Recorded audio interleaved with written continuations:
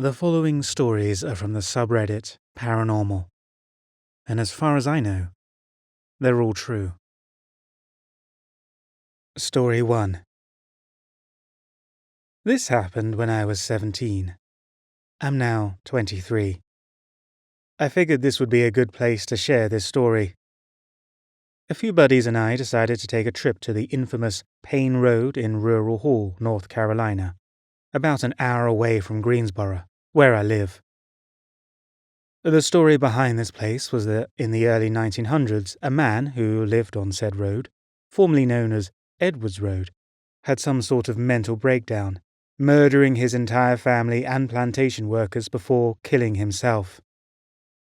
It was a known hotspot for a good adrenaline rush or ghost hunt.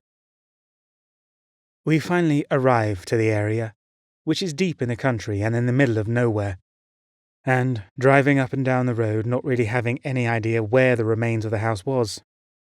We never did find it. We learned later that the actual pathway to the house was gated off and couldn't be driven down. We came across a small cemetery near the gate, but nothing spooky had happened yet. I remember thinking how lame it all was. We walked into an old tobacco barn that had a few pentagrams painted on the inside, but nothing crazy. But here is where it gets freaky. As we finally decide to call it a night with no luck of anything happening, we are making our way home. It's around 2 to 3 a.m. at this point, and we make our way to a stop sign. As we approach the stop sign, we are surprised to see another vehicle on the road at this time of night. But it wasn't just any normal car. It was an old automobile from what looked like the 1940s, and in good condition. After waiting a few seconds, the car in front of us hadn't moved at all. It was literally idle the entire time with nothing around. It just wasn't moving. So, I decided to pull around and pass it. As we approached the vehicle, we all see an old man wearing an old-fashioned hat driving the vehicle, looking straight forward the entire time. He never once bothered to turn his head toward us. It was like he didn't even see us. So naturally, I stomped the gas and peeled out of there because I was freaked the hell out. The car remained parked, and after about 10 seconds of driving past him, his headlights shut off, and the car was nowhere to be seen. I later Googled Payne Road to see if any people have had any paranormal encounters there, and what do you know? The old man and the phantom car has been seen by multiple people, with stories dating back to the 1990s. Story 2. As well as Reddit, this story is also featured on the YouTube channel The Strangest, as well as including a link to the original Reddit story. I'll also include a link to the channel, which, after watching this video, I suggest you go and check out.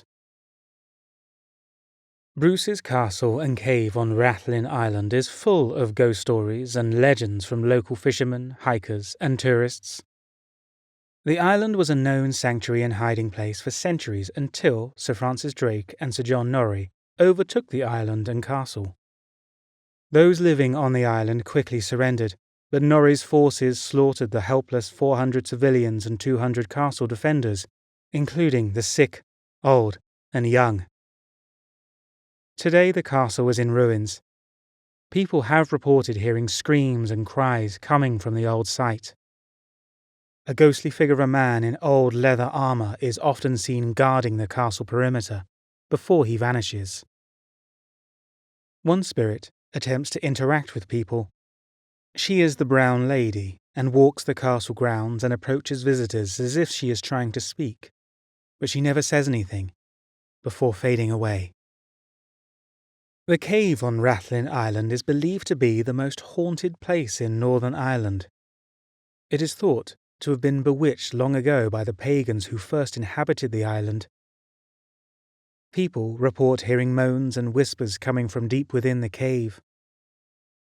Legend says that the Scottish king Robert the Bruce and his men hid in the cave from the English after a brutal defeat, waiting for their forces to regroup after the First War of Scottish Independence. Robert the Bruce eventually defeated the English and was recognised as the true King of Scotland. According to local folklore, the king never died, but him and his men returned to the old cave and entered into an enchanted sleep, waiting until the day they will awake and unite the people of Scotland to defend against those who attack it. Recently, a group of fishermen settled into the cave to take a break and make tea. As they gathered and poured their cups, a hand appeared out of the darkness and placed an extra cup out to be filled. The fishermen quickly poured their mysterious guest a cup, but were too afraid to look up and see what was lurking in the darkness. The hand disappeared back into the depths of the cave with its cup. Ferries regularly travel from Rathlin Island to Ballycastle, where you will find another old castle overlooking the sea that has been turned into a hotel.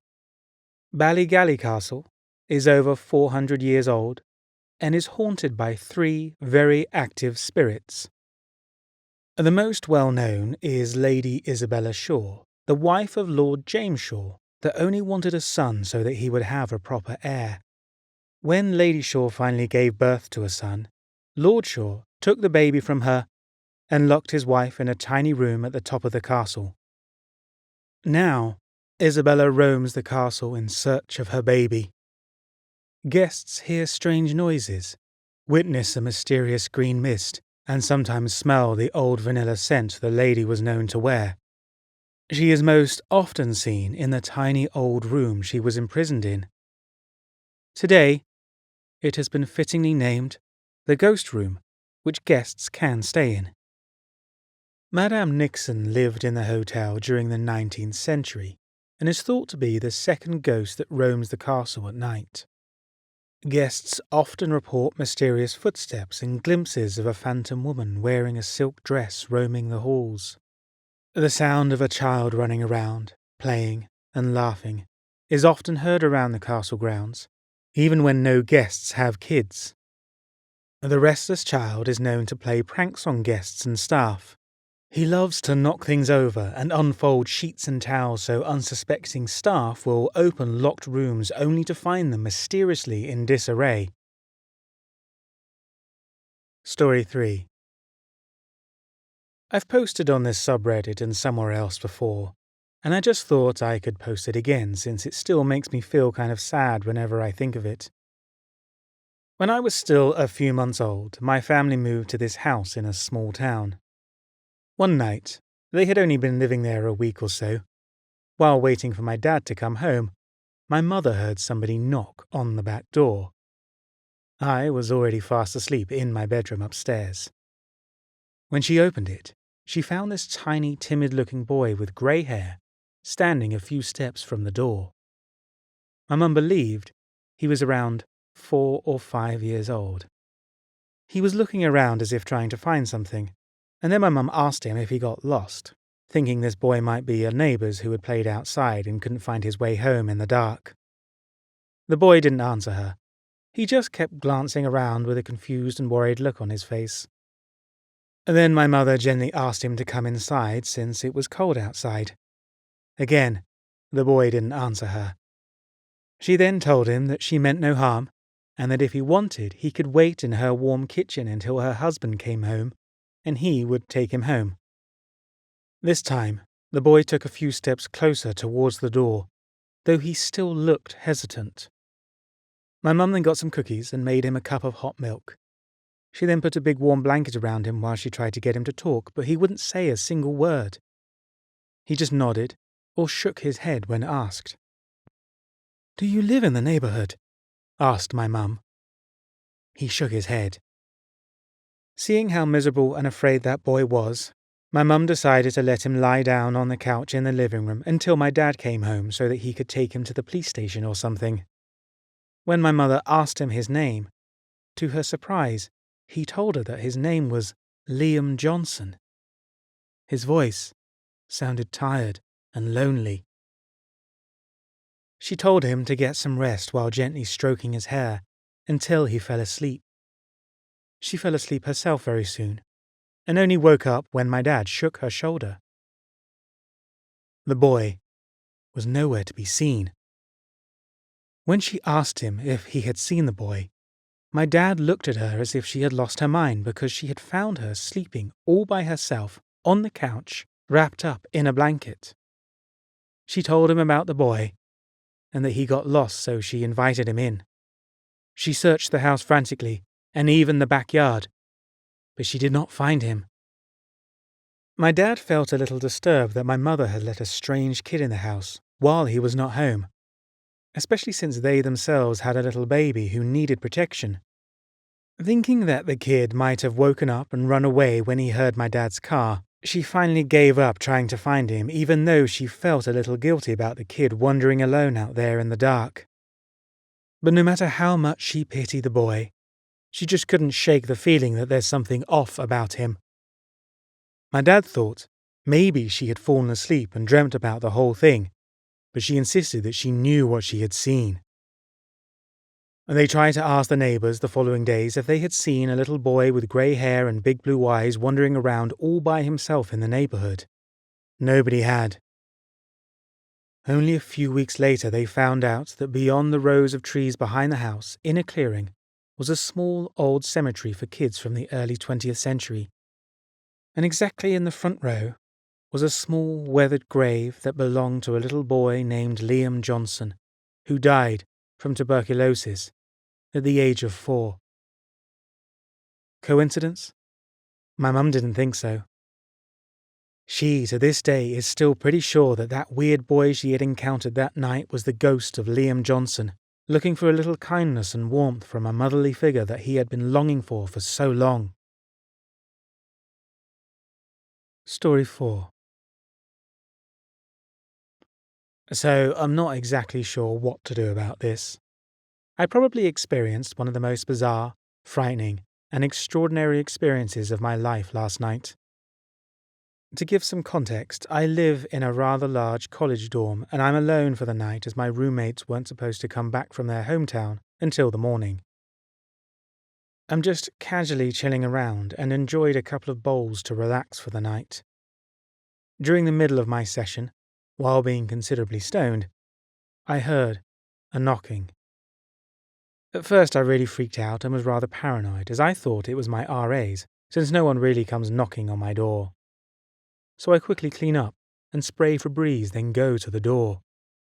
I stand and breathe, knowing I had the possibility of being written up, which would mean a disciplinary hearing and a lot of other BS to basically say I don't do drugs.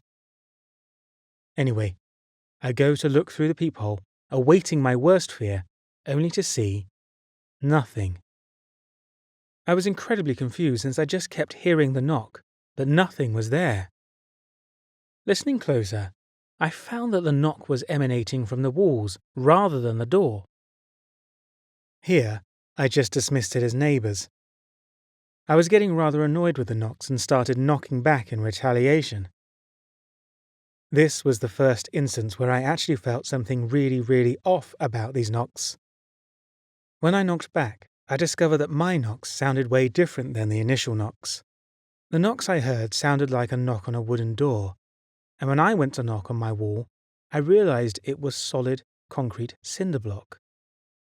The knocks I heard resonated from the walls with the utmost clarity, while mine were just muffled raps on the dense rock. I tried a number of objects to try to replicate it, but nothing worked.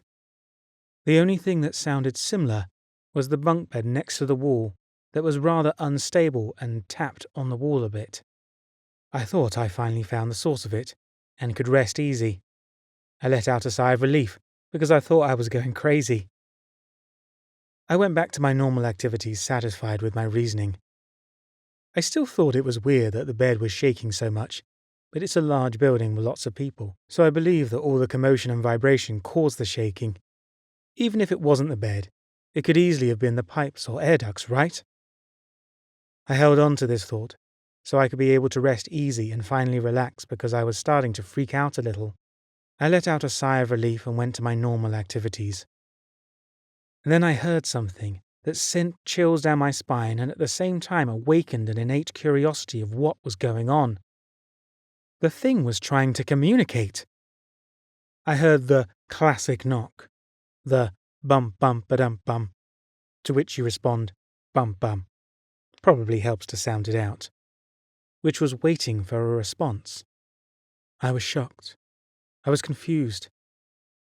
It did it twice, still waiting for the response. I had no idea whether or not to respond, as I felt like it would be dealing with some unknown forces. I went for a response anyway. Soon after that, the knocks were more common and consistent. I was freaking out because I couldn't tell if it was all in my head or not. I started thinking about the high, but nothing like this has ever happened in my years of smoking. The sound was so vivid and alive, it was seriously messing with me. The intensity of the knocks went from a light tap to intense, chaotic hammering. It was almost as if something was desperately trying to get my attention. I tried calming myself and got ready to take a shower. As I was nearing the door, the knocking got louder and chaotic. I stood still for a second, then went to sit down, and the knocking quietened down. When I went for the door again, the knocking intensified again, so I just left for the shower and walked out. Seeing floormates in the hallway gave me a bit of relief, as I knew I was still grounded in reality. When I got to the showers, I noticed no one was in there at all, which is nothing out of the ordinary. I started my shower and was a little shaken by my experience. I was fine, until I heard the knocks again. I knew there was no one there, so it couldn't be someone messing with me. It likely wasn't the pipes, because it had the same cadence and tone as before. It followed me. I just noped out and went back to my room, where I felt safe. I still heard the knocks when I got back, but I wasn't necessarily scared. I was freaked out at first, but after realizing it's just knocks, I wasn't too concerned. Plus, I had an assignment to do that night, so I just focused on that and continued on with the night. The knocking lasted a few hours, starting at about 8, and all the way until I fell asleep about 1. It started to die out when I wasn't paying much attention to it, and was gone when I woke up. Although, when I was in class, I heard the knock again. It was light, but it was the same exact knock. I looked for answers on the internet, and when I searched for knocking, a lot of results came up. They mostly described 3 knocks, but that wasn't really my case. Knowing Reddit, I decided to look here and saw some posts on knocking, so I knew I was in the right place. I am just so confused on this, and not sure what to believe. I'm looking for some advice or any answers of what this could possibly be. Some other notable moments of the night. I did feel like there was a presence of something in the room. There was even a point when the knocking seceded, and it was silent. In this silence, I heard what sounded like something sniffing the air, and then the knocking started again. I was watching videos on my computer with wireless headphones, and noticed my headphones were a bit glitchy. This is fairly common, and I usually turn them on and off and the issue is fixed. And if it isn't, then the audio is just off sync. However, when I turned the headphones on and off numerous times, the problem still persisted. The audio was consistently glitchy, like I was going through a tunnel and sometimes sounded distorted. With all this in mind, I really hope some of you could help me identify what was going on, because right now, I think I'm just going crazy. Story 5. I've always had some fascination with the alleged supernatural, paranormal phenomena, although I've always been skeptical and previous to the experience I'm about to describe, had 0 experiences in my life that I couldn't explain rationally. This is a true account, although of course you have no way to verify that. This happened to me last August, 2017, during summer break. I'm a university student. As I said previously, I've always found the subject of the supernatural paranormal to be intriguing, and I've heard so many anecdotal reports of people having these kinds of experiences. I've always been very skeptical though, and consider myself to be pretty rational. I'm into math and studying finance. I decided I would actually do a little experimentation to see if I could have my own experience. I'd been reading up on some people's Ouija board experiences and figured I'd give it a go to see for myself. I built my own board, using a piece of drywall, and used paint to basically copy the design off the internet. I used a shot glass as a planchette. The first time, I used it alone at night in my kitchen, with the lights out and some candles lit. To be honest, even though I was thinking to myself that there was no way anything was going to happen, it was still pretty spooky sitting there in the dark alone, with my hand on the shot glass, asking questions to supposed entities. I sat there for a good 30 minutes, continually trying to communicate, but nothing happened. I even started asking if there were any demons present. Nada though. That first time, I genuinely wanted to make some sort of contact. Even if I was skeptical, I had read so many reports that there was a part of me that thought maybe something could happen. After the failure of occurrence the first time, though, I started to realize how silly the idea was. I mean, there was no way this planchette was going to move without me moving it. Anything else would be supernatural, i.e., a breach of the laws of physics. I felt a bit silly and gullible for letting myself have an open mind about such a ridiculous concept. Maybe a week later or so, I gave it another go. This time, I was on Skype with two friends who were watching me as I did it. Lights were on, and I was much less serious this time. I started asking questions, waited a while with no response, and started getting a bit reckless. I started mocking the demons and challenging them to make something happen. At one point, I started laughing manically, pretending to be possessed, to jest with my friends, and even went as far as flinging myself off the chair dramatically. I broke the chair.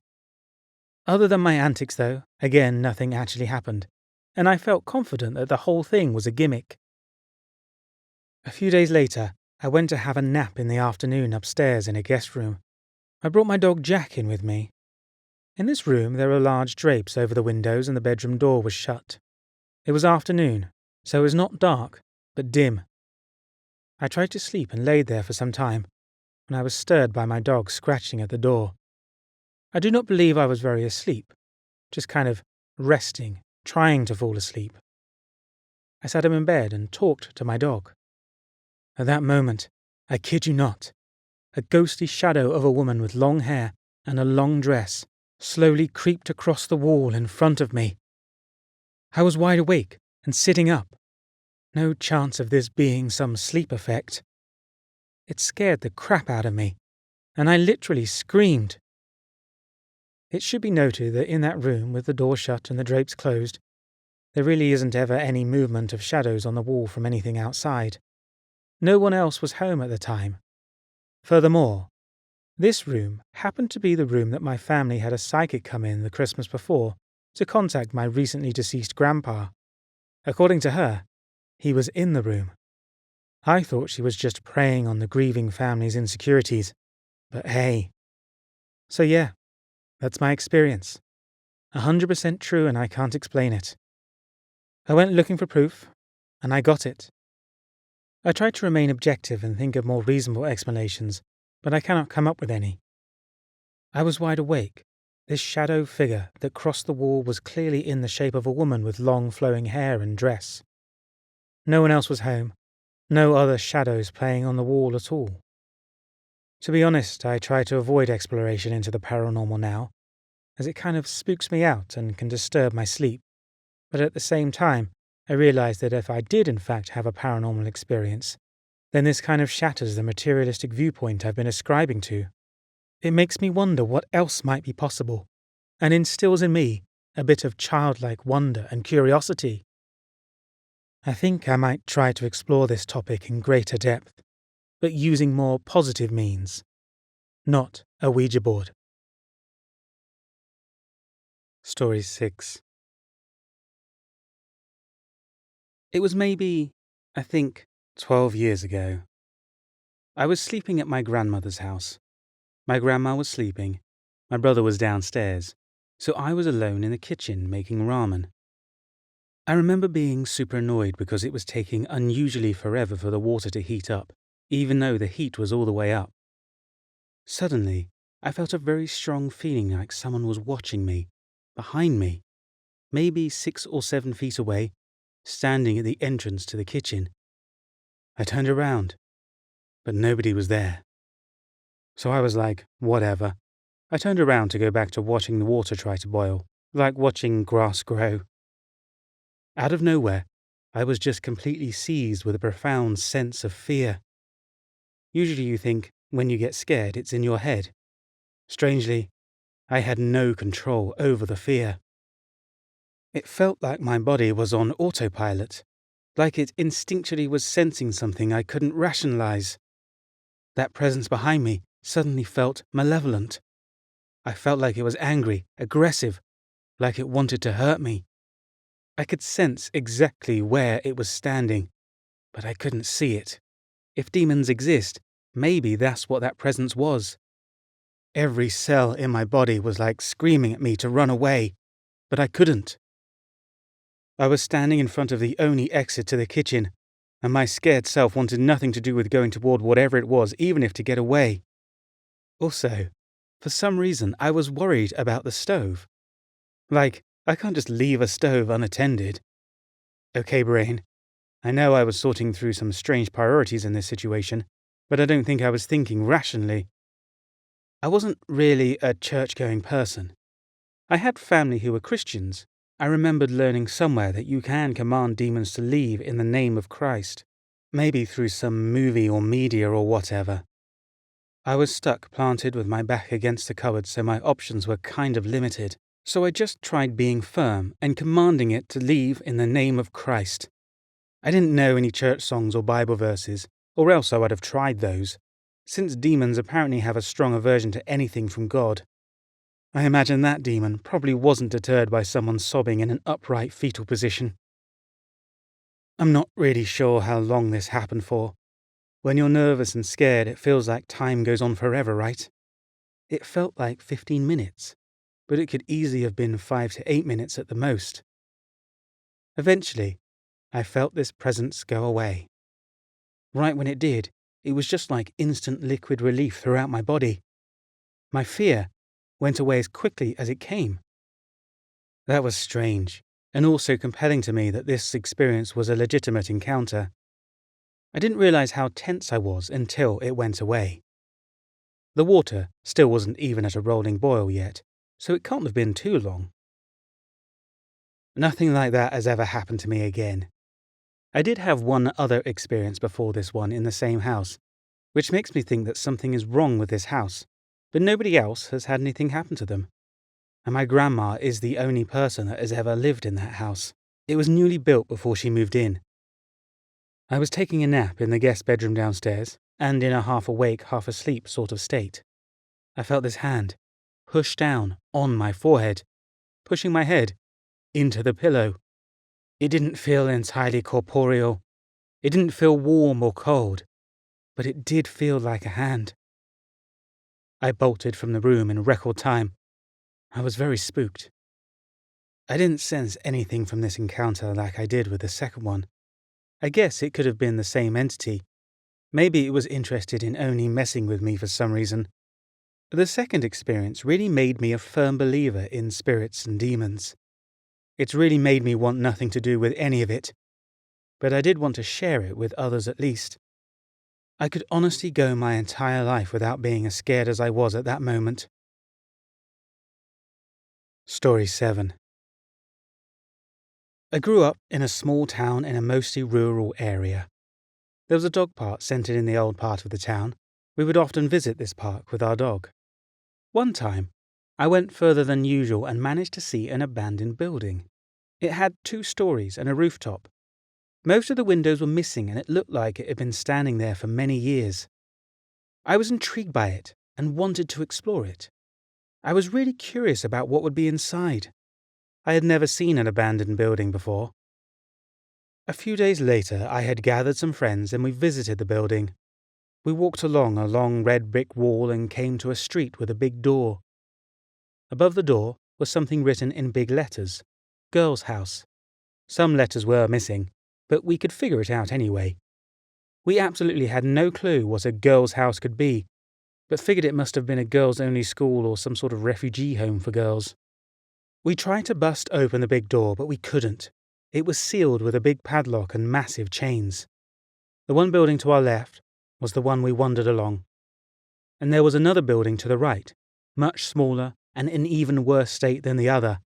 Some time ago there must have been a fire in this building, because it was black from smoke and you could clearly see the fire had done severe damage to the structure. The severely burned building to our right had a door, but it was also padlocked and wouldn't bust. We walked around the building, but couldn't figure out any way in it, so we decided to go home and try our luck another time. As the summer vacation began, we had more free time on our hands and we decided to try entering the building again. This time, the padlock had been removed and the big chains were dangling down from the door. We found the padlock on the ground. It seemed to be open with a key. We couldn't enter right away. The door still wouldn't bust. So we all ran multiple times against it, till it opened a bit. We squeezed through a tiny gap and were standing in an open place with some pavements and a big area of grass. We could see the building to our right expanding beyond the building to our left, being as long as the brick wall we wandered along. We entered the building to our left first, because the door to it was right open. We couldn't find anything special. It seemed to have been a theatre with some changing rooms. There was a basement, but we were afraid to enter it. Next we tried entering the building to our left. Although the first portion of the building we had seen outside with the fire damage, the other half seemed to be reasonably intact. We couldn't find a way in at first. It seemed to be some sort of school quarters for students. After searching for a time, we found a basement entrance we could open. It was pitch black, and none of us were brave enough to enter. So we turned around and saw a big church we hadn't noticed before. It was completely made out of bricks and it resembled the looks of Notre Dame, but with only one tower. From our distance, it seemed to be completely intact. The windows weren't busted and nothing seemed to be missing. We entered the church and were greeted with nothing but a deep hole.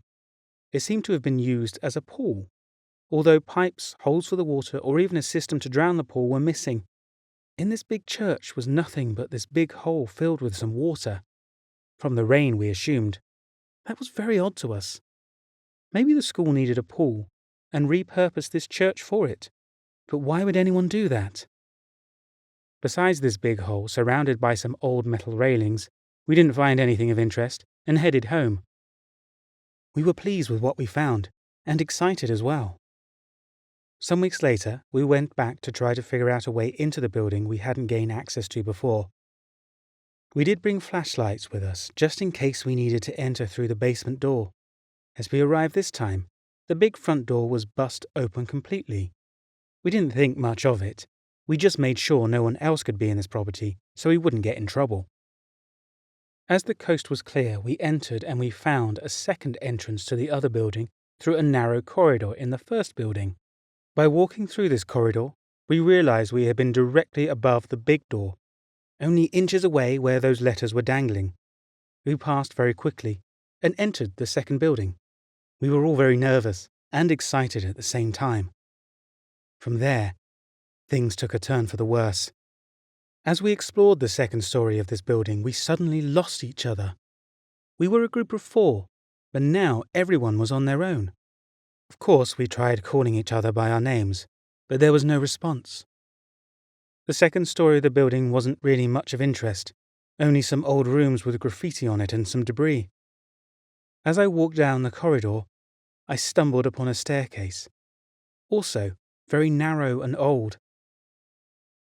I grew very worried as I couldn't find my friends, and to make things worse, I saw a person coming up the stairs. Before I could even react, a man stood before me looking confused. He asked me what I was doing here, and I didn't respond at first. Then I mumbled some words and he soon gathered that we were just exploring. I thought I would be in trouble now, but for a brief moment of time, he said to me I should follow him. He said he would like to show me something. I still hadn't found my friends and I was very afraid. I followed the man for lack of options, and he guided me down to the basement. He told me he was working here and that the town wanted to renovate the building, making it a home for the elderly. In the basement, I turned my flashlight on and could barely see anything besides the brick walls. It smelled mouldy and old. I could see the shadow of the man cutting a corner. And then he disappeared. Now I was alone, freaked out and in the basement of a building I had never been in before. As I turned around to reach for the steps of the exit, something caught my eye. There was a small passageway, dimly lit by some candles. It was very small, but I could only crouch in it. Somehow I had started to move and I hadn't even realized it. The passageway ended up a few steps and before me was a very small but very high room. In the middle, there was an altar with a crucifix on it. Some white roses were scattered around it and dozens of candles were lit. I could hear chants in the distance, even though there was only one room and I was alone in it. As the chanting began to come closer, I tried to escape, but the passageway was gone. I was trapped. The next thing I saw was a big, bright light. The next thing I know is I woke up in the grass behind the building, alone, with bruises on my arm and my friends nowhere to be found. I really didn't want to go in there again after what had happened, so I went home. To this day, I truly don't know what happened down there and how I got out. It still freaks me out to this day. Thank you for listening to and/or watching this video. If you enjoyed it, please go ahead and hit the like button. If you haven't subscribed to my channel already, please do so. It really helps the channel to grow. These stories are from the subreddit Paranormal. Some of the people who write them are genuinely looking for answers, so feel free to check out the links in the description below. Also, if you enjoy my narration, I recently narrated an audiobook by the writer J.R. Park. It's called Punch and is available on Audible and iTunes. The link is also in the description below. Thanks again for listening.